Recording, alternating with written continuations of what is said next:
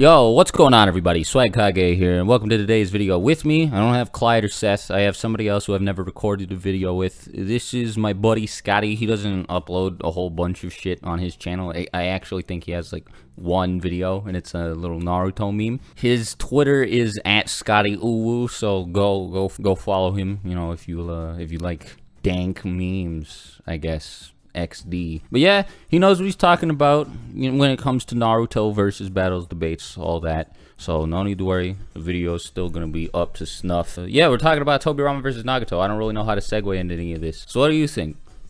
Who do you think would win? Well, if it's against Nagato and Tobirama, we're talking about, well, the literal second Hokage who invented a bunch of jutsu, the most proficient water style user, against, well, the most experienced Rinnegan user. Yeah, who also has all 5 nature transformations. And oh yeah. Well, it's never stated in the manga, but apparently, like, it's implied somewhere. I've heard people mention this before, that Nagato created the tags that Team Guy ran into, that like created the doppelgangers of them. And like, if that's the case, he kind of stomps fucking anybody.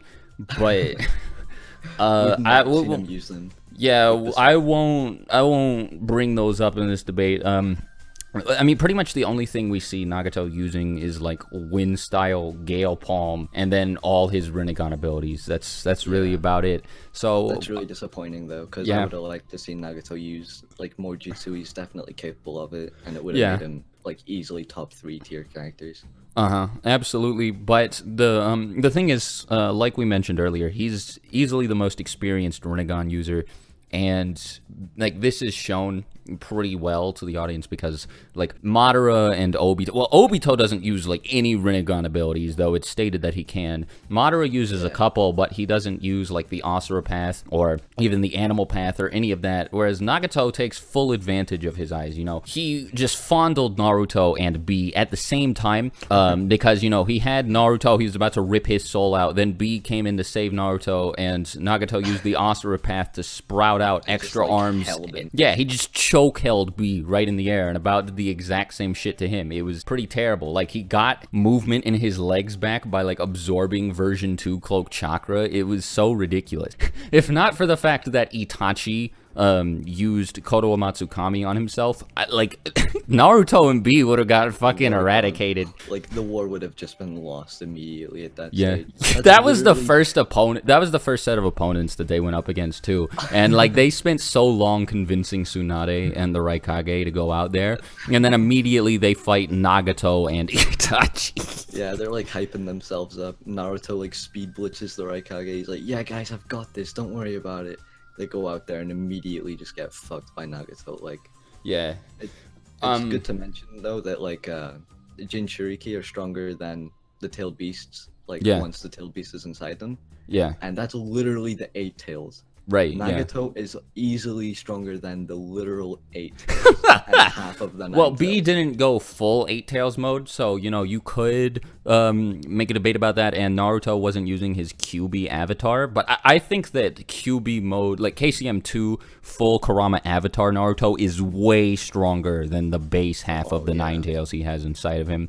And I feel like version 2B would put up a decent fight against the 8 tails. I don't know if he's stronger than him, but that's not relevant because the gap between his power and B's power was fucking enormous, all right? Like, he just stopped him dead in his tracks. So, you know, Nagato has, I mean, he just pulled off a whole bunch of ludicrous nonsense shit in the fight against Itachi, Naruto, and B. Whereas with Tobirama, well, we actually don't have a whole lot of feats for either of these characters, but Tobirama in particular, it's not really like clarified what he's capable of using. He did make a whole lot of different jutsu, but I know he's invented more than the jutsu that the audience has seen him use, and or like the jutsu that you know, it's stated that he created. But the ones we know he has, like the big 3 that he created, were Shadow Clones, Flying Thunder God, and Edo Tensei. And now Edo Tensei is not really much of a factor in this battle because he sucked at it. Well, it wasn't that he sucked at it. It was better. It wasn't that he sucked at it, it was just that it wasn't refined. Orochimaru took the base, built upon that, and then Kabuto built upon it even more. Saw that and was like, you know what? this needs to be even better. Like, Yeah, and he made the Kabuto most did insane broken shit, like- jutsu ever. So, you know, Edo Tensei is not really a factor, but Tobirama has all of his water release jutsu and all that. And I guess his Yeah. elemental stuff isn't really going to matter against Nagato because You can just it's absorb it like immediately. well, it's not just that he can absorb it, but he can also counter it with any of his Earth-style jutsu. Because it is stated that Nagato not only learned how to use each of the nature transformations, he mastered all 5 of age them. 10. Yeah, Like at age 10, so he's had years of mastery over them too. exactly. That's a lot of experience. The thing is, he crippled himself, and so he didn't use many of these jutsu at all. He just used all of the Rinnegan powers through the 6 paths of pain, and you know, because he didn't have a mobile body, so he might not be as good at using those nature transformation jutsu. But still, it's worth pointing out that he has those. But anyway, so basically, the thing that it's going to come down. But by the way, I don't think we clarified this earlier, but it's alive Nagato versus alive Tobirama, and Alive primes. yeah. Like no Edo, just alive. Edo would be very strange. I think Nagato would That's end up hard to- sealing Tobirama in an Edo Tensei, though. I mean, not an Edo Tensei, a Chibaku In a Tensei. Chibaku Tensei, I'm retarded. No, so what Tobirama has to deal with is Chibaku Tensei, Chaotic Shinra Tensei, the Asura Path, Bansho Tensei. Like, he has to deal with all of these really high-level jutsu. And granted, he does have a whole bunch. Like, Flying Thunder God Slash was able to take out Izuna, who was supposedly around Madara level, and this is a much weaker Madara, right? Yeah, like that this was is like Madara during Warring States. yeah, that's like at pre-DMS, best half the strength of War Arc Madara. So you know, I guess the strength there isn't really relevant. It's the fact that Tobirama could FTG to Nagato and then just cut right through him with a sword. But, like, I feel like he would be able to Shinra Tensei that because he was going toe-to-toe with KCM Naruto, who was stated to have equaled Minato in speed and outsped the 4th Raikage, like, the fastest shinobi alive next to Minato. So, like, there's...